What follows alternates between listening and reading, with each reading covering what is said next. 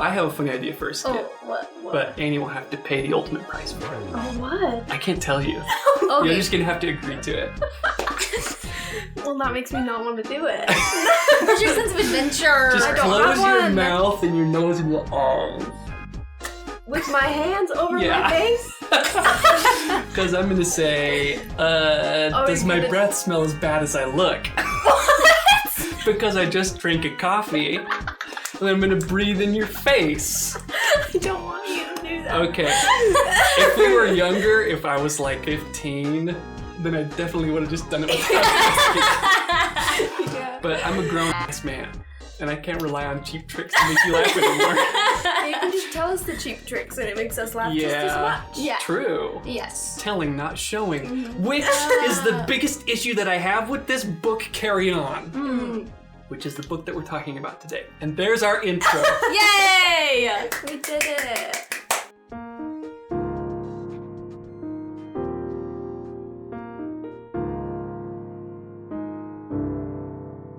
Hello and welcome to the Your Favorite Book podcast. I'm Mallory. I'm Tanner. I'm Annie. Mallory! I know, but I didn't tell you to say your name in there, so I was worried you wouldn't. I forgot. I hopped in. You should.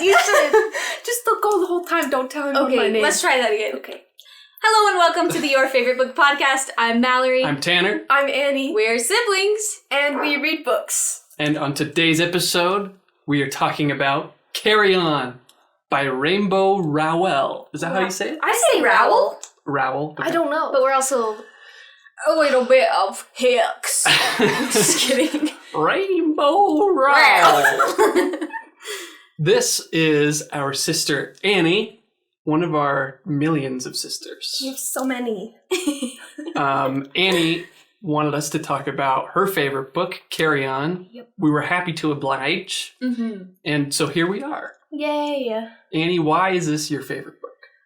That's a loaded question. I don't know why. I just read it when I was like 14 or 15. Mm-hmm. And I, for some reason, like really loved Simon a lot, the main character. And I just thought it was so fun. And I don't know. I related to him a lot and I latched onto it really. Yeah. Really, I don't know. Did you read this before or after Harry Potter? I think after.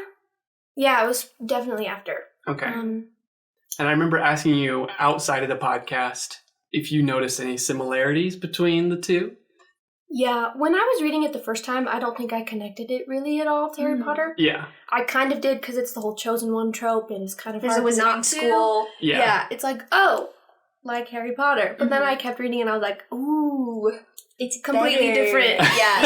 Yeah. You can enjoy it without all the subtle undertones of racism or transphobia or sexism anti-Semitism. or fat phobia. Wow, this is so much better That's than not that. what the podcast is about. But if you really like Harry Potter, but you want to enjoy the story without any of those things, And have some queer representation. Yes. This is the book for Yeah. you. I remember Yeah. when you first read this book, I was in high school, you were at the beginning of high school, Yeah. and you came into my bedroom at like 3 in the morning, and you were like, can I please tell you about the book I just read? Yeah. you're out of breath. Seriously, she like burst through the door, book in hand. She's like, I need to talk to someone about this right now or else I think I literally might die. Yeah. And you were like, will you ever read it? And I was like, I don't know. You seem very excited, so just go ahead and tell me. She sat down and told me the entire plot of the whole entire book Wow. at like That's the 3 in thing. the morning.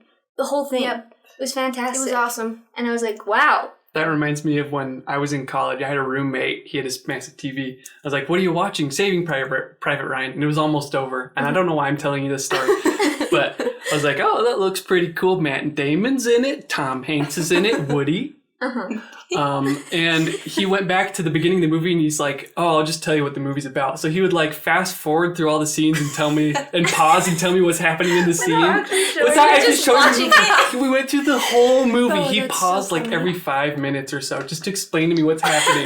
I didn't say a word because I wanted to know how long he would go on for. Yeah. The whole movie. So it's kind of like that. I love that. I love that. Yeah. It was funny. I was like, she told me the whole book. spoilers and everything. Like basically line for line. Yeah, seriously. And then I was like, okay, well, I probably won't read it. I don't have to now. Yeah, I've never seen Private Ryan since. Yeah. But I did pick it up a couple years later, and I had gaslit. The second one was coming out. Yeah, the second one was coming out, and you were so excited about it. So I was like, okay, I'll read it.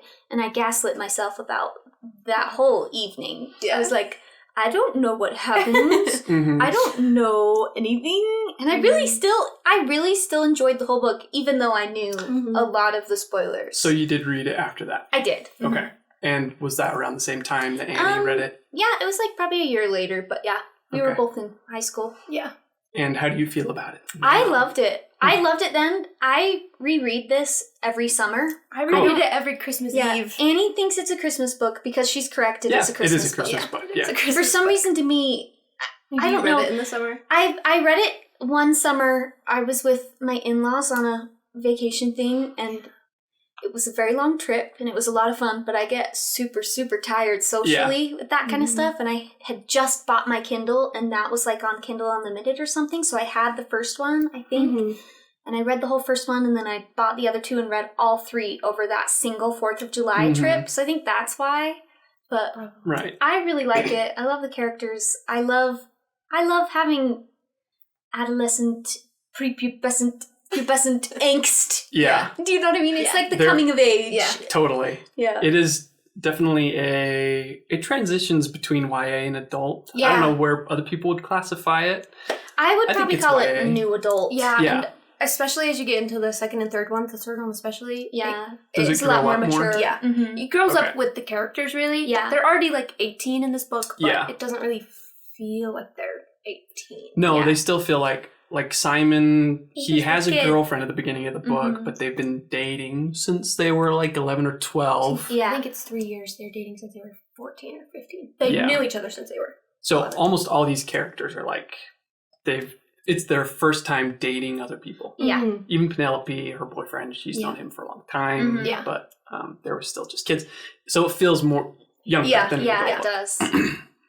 But so I've never read this book before. You asked me to read it. I'm really glad that I did, but I have to say that I am probably the exact wrong person to ask about this book. I'm not qualified. I've learned a lot of things since doing this podcast together. One of them, which is probably the most obvious, is that when you come into reading a book, you bring your own expectations. Yeah. When I read a book, a fantasy book especially, I can't help but compare it to books that I've read that I love. Yeah. So you shouldn't let that taint your own opinion of books that you like. Yeah. I did enjoy this book, but I didn't love it quite so much as I think both of you did. Yeah. And I think it's because we honestly just like different genres. Yeah. Like, since reading Throne of Glass, which was our last episode, I have realized, okay, I may have been a little bit hard on that book. I also may have been a little bit hard on Ghostsmith, which I would love to do a review on. I look at storytelling as like, I'm not quite as much of an enjoyment reader as both of you are, a mood reader. Yeah. I really love looking at it as like, ooh, these moving parts and how are they working and where would they fit better if they did X instead of Z or Y instead of Q, and I'm using letters randomly without saying anything with any significance or value. Instead of just like, okay, I'm along for a ride and I want an enjoyable story. I do want to be entertained by a story, but I also want to see, wow, the author did this thing really well. All of that being said, this book, Carry On, I feel like was put together better than Throne of Glass, personally. I agree. Just because... I haven't read Throne of Glass, but... Yeah. I've watched your episodes because I'm probably not going to read it. Yeah. But... That, I think you would enjoy Throne of Glass more than me. I probably enjoy it. Tonight at 3 a.m. I will burst into your room and tell you everything about it. Yeah. Yeah, you don't want to hear my opinion of Throne of Glass. But Throne of Glass I felt like the scope was a little bit too big, too many characters. Carry On, I felt like they focused way more on the relationship between Simon and Baz. Yeah. And we'll give you a basic overview of what the story's about. But just to give you my 2 cents on why I felt like I enjoyed Carry On a bit more is because it really is a relationship story between those two. Yeah. And the plot, the Chosen Ones stuff is all just kind of in the nebulous malaise. Like it's out there in the distance. They don't focus on making a really satisfying magic system with rules and the character learns how to become a better magician by the end. It's really a focus on It's just Simon and Baz's relationship. Which I can say, from an objective point of view, is well done. But for me, it did not hit very hard on an emotional level. Yeah. Or on a reader satisfaction level. Interesting. And I would also like to say, compare it to Red Rising. When I first asked you to read that book, I was like, ooh, Mallory's gonna love this. And boy, was I wrong. You did like it. I liked it fine, but it wasn't, I wasn't overjoyed. Yeah. I think I felt the same way about Carry On that you may have felt about Red Rising. Yeah. Where it's like, I didn't know that, this sounds so stupid to say, I didn't know that people enjoyed different books for different reasons. I thought everyone thought the exact same way that I did about books. Where it's like, don't you want more action? There's enough blood. Yeah. I love Red Rising because it's basically one big action scene. Yeah. Like Mad Max Fury Road is my favorite movie because it's one big car chase. Like there's 2 or 3 character moments, maybe, tops. You two would probably be bored out of your minds by that. Or maybe you could enjoy it. Okay, well, yeah, Mad Max, I guess, transcends all genres. Yes. But Carry On is like a series of character moments. Yes. Yeah, definitely. Yeah. It's definitely what we were talking about last time where Throne of Glass is a romantic with romance on the front, and that's part of why I like it, and it's part of why you didn't like it. It's just, personal opinion of it all. Yeah. It's the name of art. And I just thought I was right and you were wrong. Yeah, I think we're both right. I think we're both right, which makes me more mature. Yeah. Just kidding. That's true. No, that is very accurate. I guess to give a brief overview of what Carry On is about. Yeah. It follows Simon Snow. The names in this book are great. Yeah, they are. I love Basilton. Tyrannus Basilton Grimpitch. I don't know if I'm saying his first name correctly. No, you are. I think I am. I listened to the second half audiobook, and that's how they pronounced it. I'm going to listen to the audiobook. How does it do the audiobook with the chapters and different points of view? It's the same reader, at least the version that I listen to. Does it say, Simon? You just have to pay attention when it's a new chapter. Yeah. It gets kind of confusing towards the end because it switches so fast. Yeah. Yes, it is a multiple POV book. Simon is the protagonist, although I felt like the story did become Baz's at a certain point, because the plot is about solving Baz's mother's murder. Yeah. It takes place in a magical school called Watford, Hogwarts. It's led by a mage, Dumbledore, and one of the important secondary characters in the mystery is named Ida? Who's the goat herder? Ebb. Ebenezer. I love her so much. About Ebb. Okay, wait. Let me just show when Ebb shows up. When Ebb shows up in my books, I have this one highlighted. Okay. I put hearts in it. You should just do a quick flip through to show how much this is highlighted. Can you see it? Probably not. Well, but just pretend. It's pretty highlighted. Like every single line. And that's why you gave me that copy of the tree, because that has spoilers. First page, it's like, this is the same person. Spoiler alert, Simon is gay. Oh no, I didn't expect that. He doesn't even know what he is. No, I felt like I knew enough about it just from what you had said before. And from what I always enjoy. I connect the dots. They're probably gay. Yeah, like the elevator pitch I usually say is like Hogwarts, but it's gay. Yeah. For adults. Yeah. It's very fitting. Yeah, it's pretty, Which makes it so much better. Yeah, it's fantastic. And I think this... Yeah, so continue with your what the story's about. Overview. Well, calling it Hogwarts but gay is the perfect pitch. It's difficult not to mention Harry Potter without having like a sour taste in your mouth, unless you're transphobic. And we can't help but compare these two books. They are very similar, and I think that's one thing that kind of drew my attention away from the story. I wouldn't say that it's a bad thing. There are plenty of stories that I read where it's like, oh, it's just like this thing, but it's got a little twist. There's another one called The Tapestry that is Hogwarts. Right. It is another Harry Potter. Hogwarts was so popular. A lot of people have done that same kind of chosen magical school with Chosen One who ignores his destiny and ultimately comes out on top and follows the prophecy that has been foretold. Right. One of my favorite things ever is My Hero Academia, and it's basically X-Men. Right? Yeah. So that's not a problem. I'm just saying, as I kept reading, I was like, okay, when does Voldemort show up? Right. Yeah. And, that's just Hagrid. Oh, and there's the Hermione friend. Okay, Yes. where's the Ron friend? Oh, Harry and Ron are in love. Yeah. I'm just kidding. Are you saying Baz is wrong? I don't know. Baz is more like Malfoy. Yeah. Which is a really cool pitch. I know that there's a very popular fan fiction. No, that's Malfoy and Hermione. Right? Yes, but there's Anyway, there are fan going fictions. everywhere. Draco. And I see why that's enjoyable for people to read. When I read Harry Potter, I wasn't involved quite so much with the relationships between the characters as I was with Harry defeating Voldemort. Yeah, I agree. Which is what the whole 7-book series is about. Yeah. And I imagine most of those fan fictions is like, what if he got together with she? Yes. And I see how that's fun. Right. Yeah. But it's just not my cup of tea. Yeah. So this book is more of that take of the Harry Potter story, where it's like less of a focus on the Voldemort character and plot, and more of a focus on different characters' relationships. Yeah, and I've said a lot of times on the podcast, character relationships are my favorite part of Yeah. every book I read. That's what I was missing in Red Rising a It little came bit. like in waves yes, exactly. throughout the series, but Versus- it wasn't a focus. But this of that. is the focus of this, Yeah. which is part of why I loved it. I love that. Me too. Yeah. Literally, I think it's a brain chemistry thing.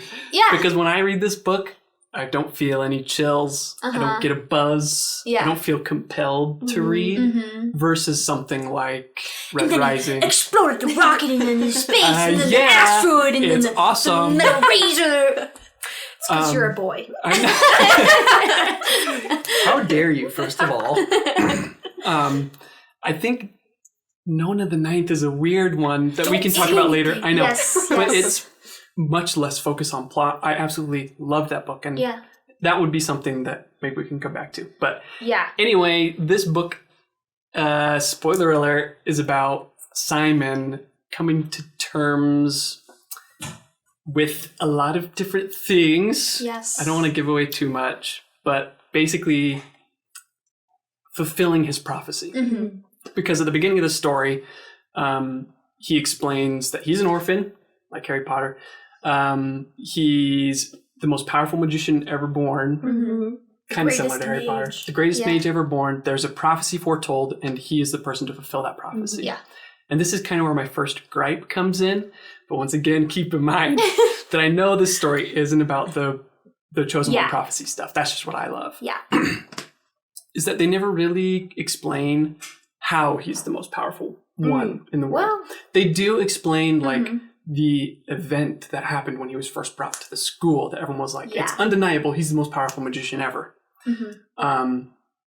But a lot of the time they describe his magic as like, if you're a magician and you're around him, you just feel it, right? Yeah. It feels like touching a hot wire. Yeah.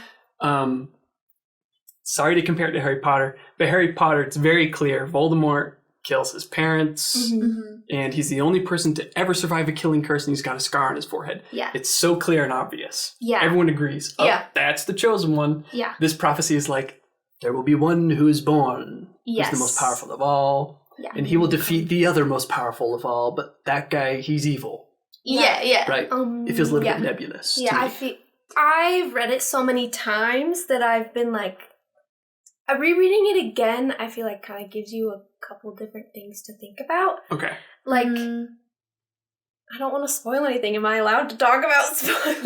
Yeah, go ahead. Yeah. Because I think that it was I don't know how to explain it, but like the mage kind of made him the chosen one. Yes. Like he also made He curated the bad parts. all Yes. of it. Like he did. he was crazy. Yeah. And so him, I don't know. Yes. What I'm saying is like when Simon why couldn't I think of his name? When Simon shows up to Watford the first time, his first year, and everyone says, "You're the most powerful." Like, did he do something that everyone saw as like, no other magician can do that? You're only 11 and you're that powerful. Like, how does he show his power? Yeah. You know what I mean? Yeah, that that's event missing. is what I'm missing. If you want a more direct example of the power, Like instead a of just scar on being his like, forehead. I can feel him being powerful. And it's kind of just like the mage gaslighting everyone because the mage knew he was. Yeah. 'Cause he made him that. And he was like, that's the and one. even if that was how you went, I feel like you could be more direct and more intriguing with that. Being like the mage being like, I've had a vision of a young boy coming next week. Yeah. And you know then what I mean? you can have the Pitch and Grimm families being like, Yeah. how can we trust you? You, the previous administrator of the school, headmaster, thank you. Headmistress. Baz's mom. She was killed in a mysterious way. Yeah. We know how it happened, but there's still some loose ends. So we suspect you, mage, of some dirty deeds. How can we believe you when you say that Simon is the most powerful magician ever born? We've never seen it. You know. Until after a while, then everyone starts to see it. But from the beginning, it's kind of hard to be like, and who, why? And I will say, there's an interesting storytelling tactic in this book in that it takes place in the last year of school. Yeah, I was going to mention that too. It does not start from the beginning. Which I like a lot. I do too. I think it's fascinating. And that also kind of takes away the ability to easily showcase that. Because there's all this history that all of his classmates have already seen. Yeah. But so it's there's told, a lot of not telling. shown. Yes. Yeah. Like, in 5th year, this happened. Right. Yeah. There was a chimera this year, and... And that stuff's fun. Like I said, I love the first 3 chapters because it's rare when an author can tell you so much about a character and make you fall in love with them as opposed to showing it. So I think Rainbow Rowell is a very skilled writer in that regard. Also fun lore about this book. Oh, yeah. Is that, you say it. She first wrote a book called Fangirl, which is a YA contemporary romance. There's the main character writes fan fiction of this fake character she made up, Simon and Baz. Oh, and that's so much fun. She loved writing Simon and Baz, the excerpts of her fan fiction, so much that she wrote a whole 3 trilogy about them. Oh, that's Isn't that awesome. And a short story. Yeah. That's really cool. Yeah. Which makes more sense why it's so character-driven. She loved the characters so much. It was more about them than writing that fan fiction story. Yeah. That's really cool. Just one other small note on the first 3 chapters. Yeah. She does such a good job of making Simon feel so charming and lovable. Yeah. She hits you with the empathy. He's an orphan. He's been traveling around different homes. And he has a list of like all the things that he loves about Watford. She does a really clever thing with like after the first chapter, she says that Simon never thinks about Watford. I'm like, oh, that's weird. He loves magic so much. And then she explains he never thinks about it because it's the only thing in his life that matters to him. Yeah. It'd be too hard to think about when he's not there. Exactly. So he keeps it until he's on the train ride to Watford to take it out and go through everything one by one. To get really excited again. And I love that because Simon doesn't want to take something that precious for granted. Yeah. So immediately I was attached to Simon. She explains exactly what he wants. Yeah. He thinks about his mom and his dad and what they were like and why they gave him up. And like maybe one day I'll meet them and they'll say, we loved you so much, but we were too young. We hate that we had to give you away. Yeah. Crying my eyes out. I know. It breaks your heart, right? And then at the bottom of his list, he has his girlfriend, Agatha. Yeah. And very bottom. And like the last sentence, I can't remember what it says verbatim, is like he caught her with his worst enemy, Baz. Yeah. In the wavering wood, holding hands. Yes, staring into each other's eyes longingly. There's a lot of longing stares in this book. Yeah. Yes. It's a real piner's dream. Yeah. Pining? Yeah. Pining. They're pining a piner's for each dream. I got piner it. sounds like a very there. specific type of lumberer. Maybe. I don't think lumberer is the right word. Log cutter? I don't know. Lumberjack. Anyway, the introduction is super efficient, and it's a very different way of making you fall in love with your main character through telling instead of showing. Yeah. And it's really effective. Like, immediately, I feel bad for Simon. I know exactly what he wants. He wants a family. Yeah. And he wants a magical family. Yeah. He wants to belong. Yes. So He his wants to desire know who is he super is. specific. Yeah. And I thought this book was going to be about him getting back Agatha Mm. at that point. Womp womp. And there's a fun twist there. Yeah. Right? They're both gay. Not him and Agatha. They're gay for each other. That specific desire is the thing that I felt like I was missing from Throne of Glass. Mm-hmm. For Selena, her desire was freedom, but do you want to fight for someone specific? Like I thought, okay, maybe there's a slave she met while she was in this encampment that she's like, I'm going to go back and save them. And then we'll run off together into the wilderness. Yeah. Right? That desire, that specific desire, something that you're working towards is really important to establish at the beginning. Yeah. Yeah. And I thought it was done very effectively in this book. Yeah. That's kind of where it took a turn for not the worst, but it took a less turn for me. enjoyment for you. For less enjoyment. Yeah. Because I thought, all right, he's the chosen one. He wants Agatha. Here's an interesting pitch, He though. wants to want. He wants to want Agatha. He Yeah. wants. And he that's wants. what Agatha wants too. He wants what Agatha represents to him, which Yeah. is a family, a future, right? And he thought he had that with Agatha. In Harry Potter, Harry wants a similar thing, and Voldemort took that away from him. Yeah. So right away, it's personal. Yeah. Voldemort killed his parents. Voldemort is going to keep taking away people that Harry loves, friends and family. He loses Sirius Black, all that stuff, right? So now the story's really motivated for for Harry to kill Voldemort, right? Yeah. Because if he doesn't, then his dream is going to be taken away from him. Yeah. So I was waiting for that setup Yeah. where it's like, okay, they keep mentioning the humdrum and this Voldemort type character. Yeah. How is the humdrum related to Simon personally? And it isn't really revealed until the very end. Yeah. And that twist is well done. Or it's not really a twist, it's more like a reveal. Yeah. But I felt like that was kind of missing, and I don't really remember where I was going with this thought when I first started it. Okay, here's what I was going to say. I'm sorry. No, you're fine. Voldemort took away Harry Potter's parents, right? And now suddenly it's personal. That phrase is important, right? Yeah.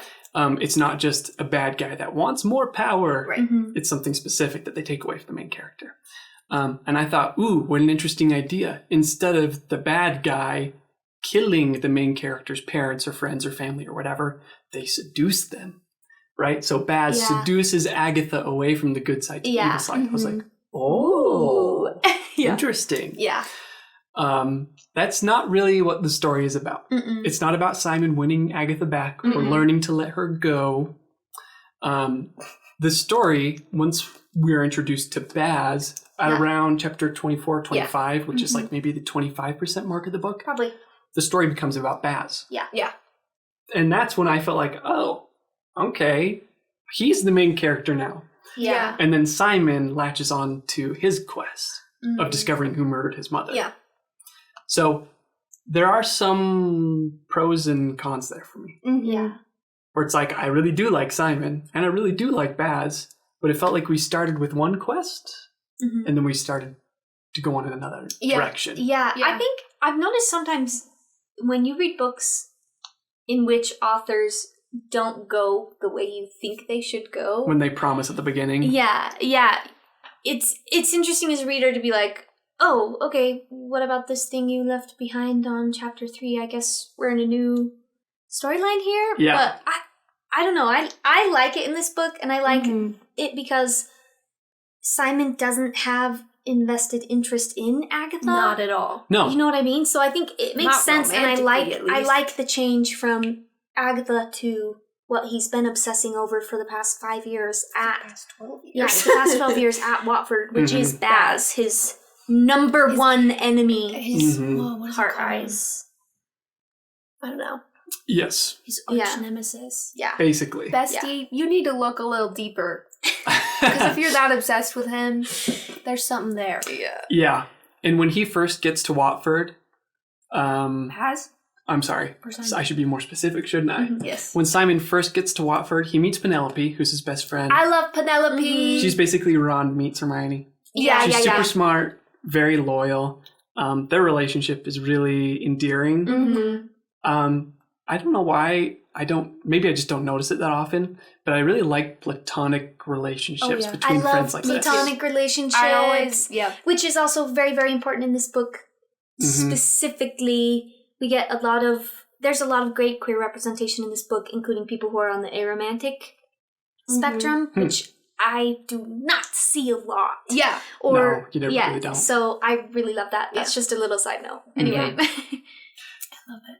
Their relationship is super sweet. It is. And Penelope is there kind of as like someone to help point Simon in the right direction. Yeah. Because Simon doesn't think. No. Like, he literally says in the book, like, I try not to think about it. And he's like, Baz asks him, what do you not think about? He's like, everything. All of the above. It's too much. Yes, the I can't answer think is about yes. it too much because then I just, he loses his mind. He would lose his mind if he thought about everything too much. Yeah. Obviously. Yeah. I do like that about Simon, where it's like he's the chosen one, but he doesn't want to be the chosen one. Yeah. But he does because he wants something. He just wants people to tell him what to do so he can do it. Yeah. Yeah. He likes magic. He likes being in a magical world. Yeah. He thinks that's interesting. But it seems to me that he doesn't really care that he's a magician, which is important for the end of the book. Yeah. Obviously. Personally, I felt like it would have been more of an emotional impact if you really pushed that. You know, magic is so important to him having magic personally. Yeah. And then at the end of the book, spoiler alert, he loses it to save the world. Yeah. He gives it away. Yeah. Specifically. I feel like that would have been more of an emotional punch. Yeah. But I'm okay with it either way. Yeah, that makes sense. I think like it's still like it's a powerful thing to sacrifice, but it would have been a lot more impactful if he was like, my magical identity is so important to me, and I love learning about it and controlling it and exploring and making new spells up versus him being like, I'm really powerful. Like, he's just a bomb. I don't know how to use my magic. I don't know how to hold it. Yeah. Which is fun. I like that aspect. I will say, I agree. It kind of, like, if you keep reading the second two books, it does go more into that. Him losing his magic and what that means to him. Okay. Yeah. But... Well, I'd be curious to see how they pull that off then. Yeah. I understand the point of this book is Baz and Simon going from enemies to lovers. Yeah. That's the arc. And that's this the most is important. a true, honest enemies to lovers. This is one of the best examples, in my opinion, of that trope.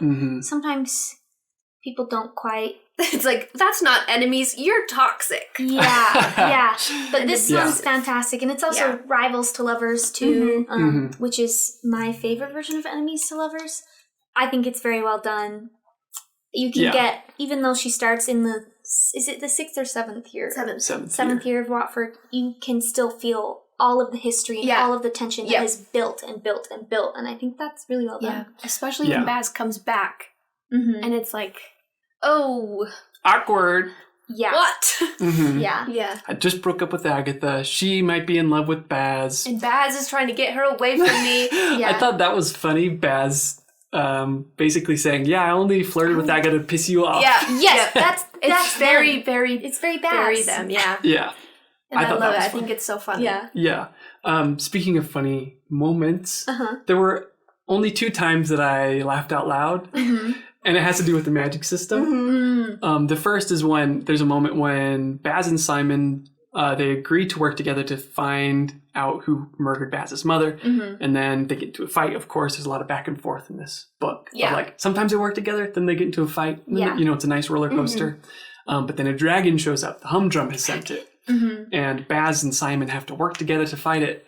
And I'm sorry, but I laughed so loud when Baz is singing this incantation to cast away this ferocious dragon. It's like, hickory dickory dock.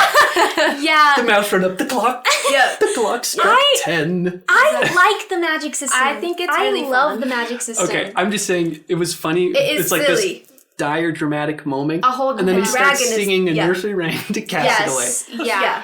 It is funny. This book relies on a magic system in that words have power. And the more that words are spoken, the more power they have. So using like... See you later, alligator would have more, like, power than just saying bye. Right. Or like open sesame is a unlocking spell, like stuff like that. I thought that was so fascinating and interesting.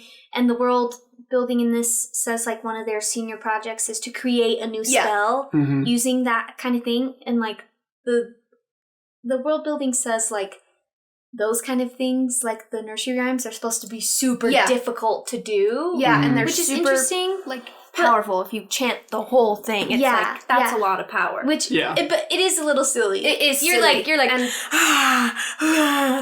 Twinkle, mouse ran off the wall. Yeah. Tonally, it's a bit of a mismatch. Yeah. Just in those moments. Oh, and another thing about the world building I like is that each person's wand doesn't necessarily have to be a wand. It's a magical channeling object. Item. Such as Penelope's is Has a ring. passed down family heirloom that's a Big purple purple ring that's hers, which I really like that. I think that's interesting. It's fun to see different characters' One of the items. characters has a belt buckle, and I think that's funny. Gavin, and every time he casts a spell, he like, thrusts. Hickory dickory dock. I couldn't help but laugh at those moments. I understand. Yeah. That's an intentional joke, Gavin having the belt buckles. Yes. Which did make me laugh. Gareth. Yeah. Gareth, something like that. The other moment is when, at the end of the book, the mage, he doesn't have a name, they just call him the mage. He has a name. Annie knows call him the every mage in this single They call thing. him the mage. Oh, he does have a name, it's Davy. Davy. Yeah. Yep. Right. Annie knows every single Sorry, thing. I'm like, actually, No, we I know need a lore everyone's master. name. Yeah, Andy We need is a lore the master for every book we read because Mallory and I are I got stupid. this. Don't worry. Can ask me anything and I'll know. Yeah. Even the books that I love, like I've read The Way of Kings 5 times, I could not tell you all the world building details. Yeah. Anyway, the mage at the end of the book, something climactic happens. I don't want to give that away. And there's someone on the ground who's dead, and he starts chanting a magical spell, and he's singing the lyrics to a Queen song. Yeah, it's fun. really funny. We do have to say, the books are literally called Carry On and Wayward Son. Yeah. What more would you expect? Yeah. Oh. The next one's called Wayward Son. Okay. Yes. Carry on. Okay, so it's a Kansas song. Yeah. That's Anyway, why the it was title's super weird. I figured out why the title is set. Like, we were talking before. I was Yeah. like, I don't really know why it's called Carry On, except for you do, because, like, at the very end. But there's a part where Simon says, I have to pretend that I have a happy ending, because if I don't, I can't carry on. Yeah. And so, like, okay, Now I get it. Yeah. Anyway.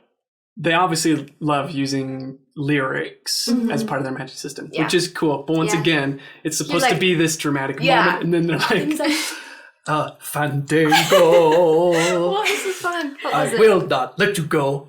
Oh my It's gosh, the it was Bohemian Rhapsody. Yeah, it was, yeah.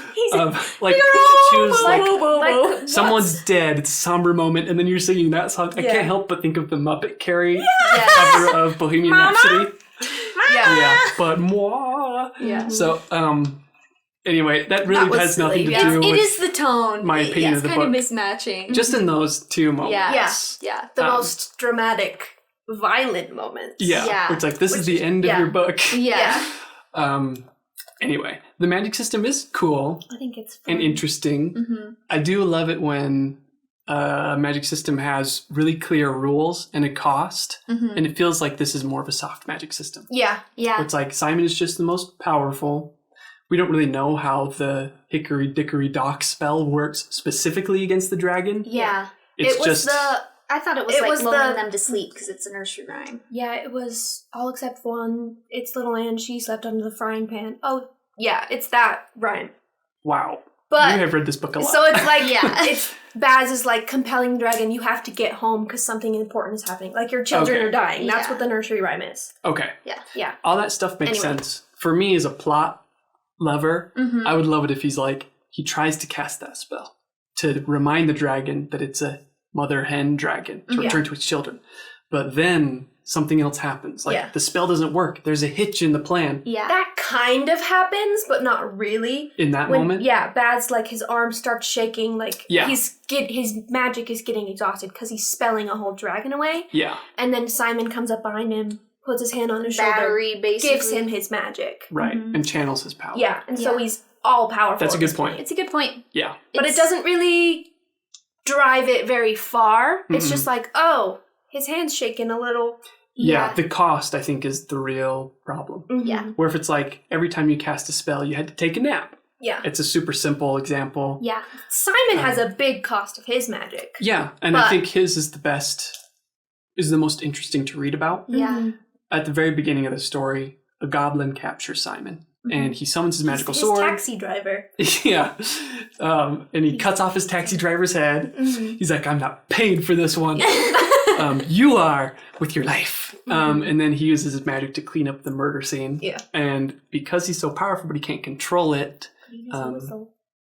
Right. My God. You have like a photographic memory for this book. I do. I've read it. It's the only book I've read more than twice.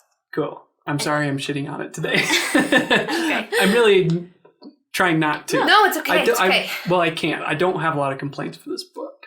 Anyway, he magics away the road and a sign. Tries to get the blood out of the taxi and off of him. Yeah, but he doesn't get any of the blood off of himself. No, because he doesn't like magicking himself or other people. Right. Because he knows that it will probably go wrong. Yeah, because who knows? Maybe he cleans himself too well and he like... No more clothes. His skin gets torn off his own body or something. Yeah. Which I think is a cool cost. Yeah. It's kind of similar to like, we mentioned this My Hero Academia, Deku. Every time he uses his powers, he breaks his body. Yeah. If he goes too far. I kind of wish that would come into play a bit more throughout the story. But once again, that's my genre thing. Yeah, yeah. Right? I wanted the story to be about him learning to control his magic. Yeah, Ain't I gonna felt the same. happen. I felt the same way when I read the first book. And yeah, it's kind of like it works when it really needs to work, and then it doesn't work because sometimes it doesn't work. I wanted more, like you said. Yeah, I wanted more. Oh, it's really not working this time. We need to find a new solution because our first plan didn't work. Yeah, I like it because he can't control his magic because he's not supposed to have that much. He wasn't supposed to be born with that and that's much cool. magic. I like that about him. And they have a really good explanation at the end. We gave it away earlier, but the mage created Simon to fulfill a prophecy. Gaslit the heck out of his wife. Yes, he did. I hate that guy. Yeah. He's a great character. He is. Yeah, he is a good villain. I hate him. Yeah.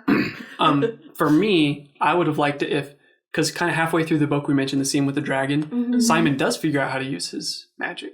Yeah. But he can only channel it through someone else. Yeah. It's like, oh, that's a rule. You could use that to write an interesting scene. Yeah. What if it's Simon and Baz and Penelope? They're together fighting the humdrum. And Simon is like, I can channel both of you. Stand on either side of me. Yeah. And then they both use their magical like just wands. a battery. Yeah. Which But then, I like that. what if the three get split up? What happens then? Yeah. How do you solve that problem? Yeah. Penny did say after that moment, she was like, give me your magic, let me try. Because she saw what happened, and he tried to give her his magic, and it burned her. Yeah. So it only, like, it's interesting, they're like, I don't know if our magic isn't compatible, or if it's like something else. Maybe Simon True love has to be in love. Yeah. Yeah. And I'm fine with those explanations. I just wish there was a scene Just where more. you have to solve that problem. Yeah, definitely. And there isn't, and that's okay. I understand that. But for my enjoyment, I would have liked that. that. Because I do think that's an interesting stipulation with Simon's powers. Yeah. He could only channel with Baz. That's interesting. Yeah. Why? They also explain it that Simon and Baz are roommates, and they've been roommates ever since they entered Watford. Because they were chosen, they were fated together from the Crucible? Yeah. It's a literal crucible. Yeah. Which is basically the magical hat, right? Yeah. From Harry Potter. Like, this is your roommate for 8 years. Yeah. Have fun. And you Try can't not to break kill each that other. rule. Yeah. Even if you're worst enemies like Baz and Simon. The anathema. If you hurt your roommate in your room, it casts you out of Watford and you can never come back. Yeah, anathema, right? Which is fun. I don't know how to say it. I liked that rule. Yeah, I think it's fun. Yeah. And there's points where Baz or Simon both are about to punch each other out and they're like, anathema! Why I oughta? Yeah. You'll get kicked out of the school.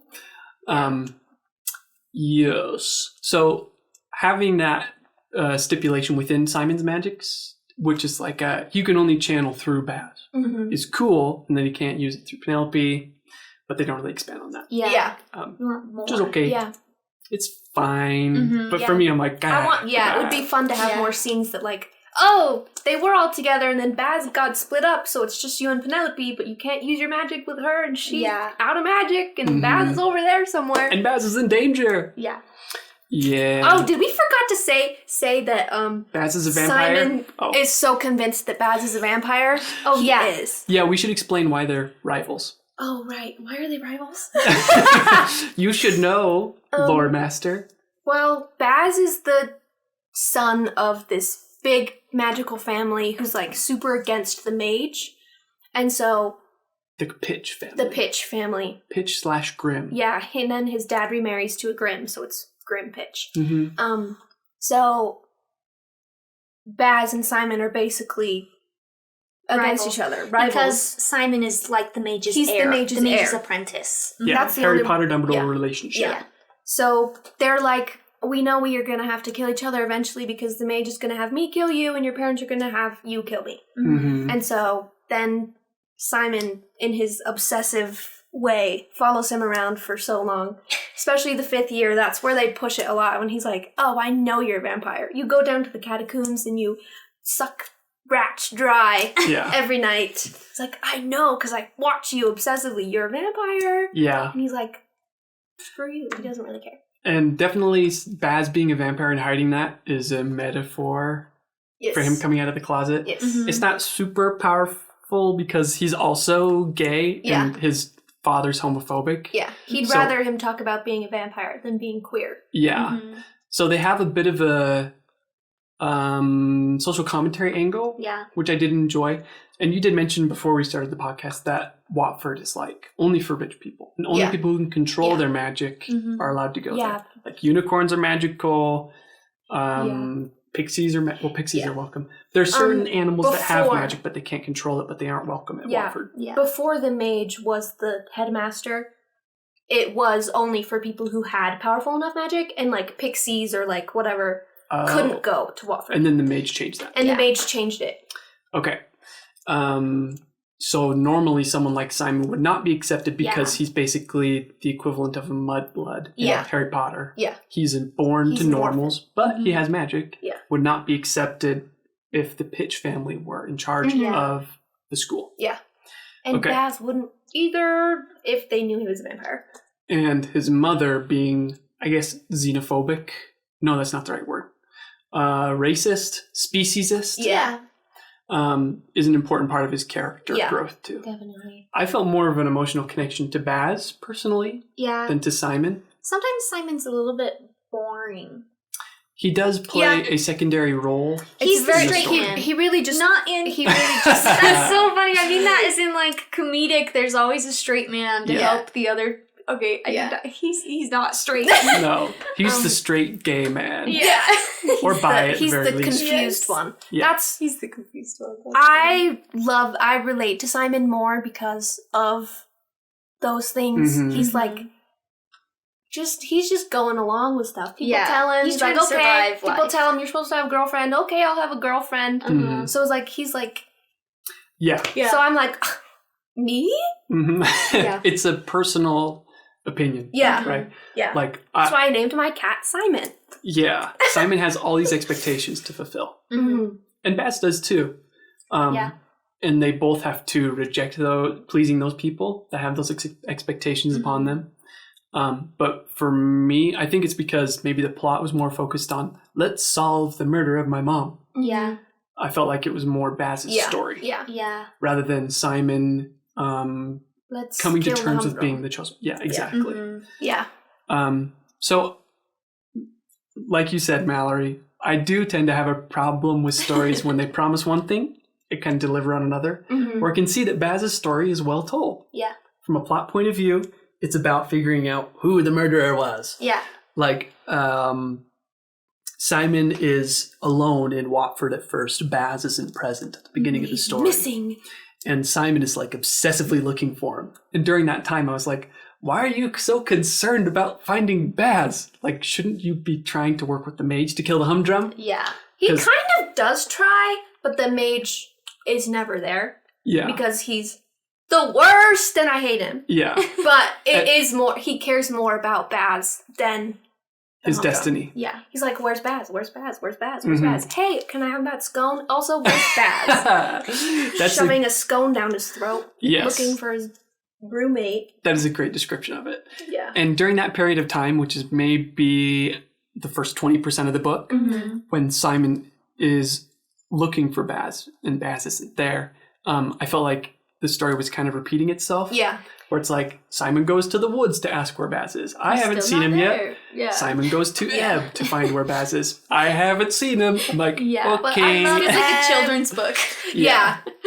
That's funny. There are some interesting interstitial chapters. Ooh, what a fun word. I looked it up while I was taking notes while reading this book, and I know what it means. From like the mage's point of view, where the mage is like, Simon is the most powerful one. Maybe there's a spell, but he's broken. Yeah, exactly. He wants to unlock his power. Yeah. I hate him so much. He's a good villain. Yeah, he is. He is written. His introduction is to Simon is very good because he does come across as like a general as opposed to a headmaster. Yeah. But even those chapters with the mage kind of feel repetitive at the beginning. I think there's only 2, to be fair. So it feels repetitive once, where it's like he just keeps repeating, I'm going to figure out how to fix Simon. Yeah. And it's like, I feel like I just read this chapter. Yeah, it's interesting. We talk about this pretty frequently for a lot of books that we read where authors have spread it out too thin, and you can boil it down and condense it and make it that much more potent and that much better and not waste time. Yeah. Which is, That's my only complaint with the book. Yeah. Is that you could boil down those first few, well, maybe like 13 chapters of Simon waiting for Baz to show up. I think they're trying... give us Baz's point of view. Yeah. That would be interesting. Points. That would be cool too, because they do a good job of establishing a sense of mystery. Like there's more going on behind the scenes that Simon is unaware of. Yeah. Like we get chapters from the point of view of a character named Lucy. And those are interesting. I was trying to piece together how she fits into the puzzle. And that helps break up the lack of purpose with Simon. Yeah, it gives you a little bit of mystery to try to be like, keep how going. does that fit? Yeah. I'm expecting something else should change the game. So I'm just going to keep reading to find out until I know what that is. Yeah. But there wasn't anything really concrete that Simon was doing to find Baz. Yeah. And also didn't help that I didn't. Yeah. And also I didn't feel like him finding Baz was related to him unlocking his destiny. Yeah. I understood that Baz is supposed to be the Malfoy character, where Harry is obsessed with Malfoy. Yeah. Especially in like is it book 6? Yeah. Like, dude, stop following him around. Like, just make out with him already. Ow. And I think maybe that's how Rainbow felt about that book too. Yeah, She's very like, possible. I'm gonna do my own Harry Potter. Where Malfoy and Harry are obsessed with each other, but in a gay way. Yes. And that's fun. And it works really well. But it felt a little bit like it lacked purpose. Yeah. Like, until I understood later that I knew what Simon was looking for, which is what he thought he found with Agatha. Yeah. It would have been better if he like had a conversation with Agatha and was like, Agatha, let's try again. And she's like, no. You need to talk to Baz. And just leave it like if that. Agatha knew. Or something, to try to help ease the transition between, oh, here's a girlfriend. Penny kind Bye, of... girlfriend. No. Yeah. Never mind. I think maybe she was trying to pace that out. Yeah. But it should have happened just right away. Where, like, Simon shows up at Watford and he's like, I have to talk to Agatha. I need to get her back. That's what I want. And then she breaks up with him right away. Yeah. Because then he could have a bit more of a purpose where it's like, I thought I had what I wanted with Agatha here at Watford, but now I don't. But it kind of takes a while for that to happen. Yeah. For them to break up. Yeah, I think would be better story-wise, but it does make sense for Simon as a character because he's like just sitting there out for a lot of like that's his character. He's quite a passive character. Yeah, he is. Especially with Agatha, because like neither of them want to be in that relationship. And Penny does say like, hey, Yeah. You guys don't love each other. Yeah. And they're like, Yeah. What? What? We do because we're dating. That's not how it works. So they have some stuff to work through separately and together. Mm-hmm. And that stuff is really well done. I think the only problem is the pacing issue. Yeah. I really liked Agatha's character. I love Agatha She's a lot. And she has a really big part in book 3. Yeah, she Cool. does. It's so lovely. Fantastic. I love her a lot. Okay. Like, I really like how she has quite a big cast of characters. I'd say a medium cast of characters. And even if some of them feel kind of smaller in these first ones, she still holds on to those same characters and lets them have their own great story. arc that's complex and complete. And Rainbow Rowell really shines with that, I think. Yeah. Shepard, that's his name. Sorry. One of my complaints with multiple POV stories is when it's like, you have too many and your characters are spread too thin. Yeah. Or like you have some POV chapters that kind of amount to nothing because they don't play a role in the final climactic moment. Yeah. Yes. Like in Percy Jackson.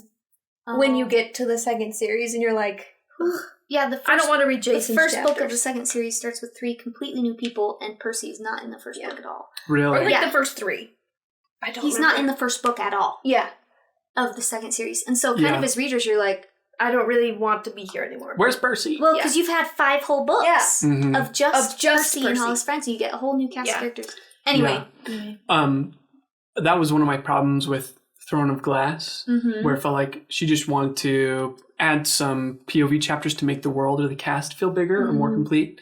But it felt a little bit sporadic. Yeah. Here, I really like the way that they do the POV chapters because it feels like everyone gets their fair share of the story. I agree. I really You get plenty enjoy of Simon, plenty of Baz. Yeah. You even get Those some two feel Penelope equal. and some Agatha in there, and you're like, ooh, I love their chapters too, because it's just fun. Especially, I was going to say another thing about Simon and Agatha's relationship. In the beginning, kind of, Simon is like, Agatha could date anyone she wants. Like, if she dated normal, which is someone who has no magic, her parents would probably be cool with it. But then later on in an Agatha chapter, she's like, my mom would throw a fit and lock me in a tower if I dated normal. And it's like, oh, you really didn't know your girlfriend at all. Yes. I like that Agatha is not just a plot device. Yeah. And that she's not just like, I'm so pretty and blonde. And like, she is pretty and blonde, and she likes being pretty and blonde and rich. Yeah, but it's she more has than that. more. Yeah. What she wants is not what her parents want for her. Yes. She wants a happy ending. She wants her own happy ending. She doesn't want a happy ending. She wants a happy now. Yeah. Yes. That's something that she mentions. I want to be Simon. someone's right now. Yeah. And Simon. Ooh. Simon's like, but you're like my future. Yeah. And so Agatha's probably, I don't know, they're all written really well. I care about all the characters. Yeah. She does a really good job of establishing what they want specifically right away. Yeah. That's really important for a character. Yeah. Is I want to know what direction their life is headed in. Yeah. What they're working towards. What would make them happy specifically. And Agatha, her mom, has these expectations of like, oh, you're going to marry the chosen one? Yeah. That means so much for my family and for me. Mm-hmm. She feels like a narcissistic mother. Yeah. And Agatha's like, screw that. I don't love Simon. I want to date someone that I love right now. Mm-hmm. And that's not Simon. Simon's too dangerous. Yeah. Or I'm only dating Simon for my mom, probably. Yeah. She did it to look good because people assumed that they go together well, right? Yeah. The prettiest girl Like, with the chosen one. aesthetically, they're great. Yeah. But that's not what she wants. No, that's not what would make her happy. Yeah. Wow, they would be a disaster if they got together. they Yeah, were. it would be bad. So, personally, I understand that the point of the story is about Simon and Agatha breaking up, Simon thinking he wants Agatha, but then realizing it's not just about wanting her, it's about wanting what she represents for him, which is a happy future. Yeah. And that does not include being the chosen one. Mm-hmm. And he realizes that he's always wanted that with Baz. Yeah. That's a fun and well put together arc. Mm-hmm. Yeah. But for me, that's just not the type of story that I am looking for. Yeah. Or I enjoy it, but I Not wouldn't your read it on my favorite. own. Yes. No. Yeah. But I'm so glad that we're doing this podcast because I respect both your opinions. I need your opinions, especially on the books that I really enjoy, to poke holes in my ego. So I don't think, ooh, I know everything about storytelling. Yeah. Red Rising is the best thing ever made. Mallory's like, Mustang isn't that interesting of a character. No. She is. She just wasn't in the book enough. Yeah. Anyway. Yeah.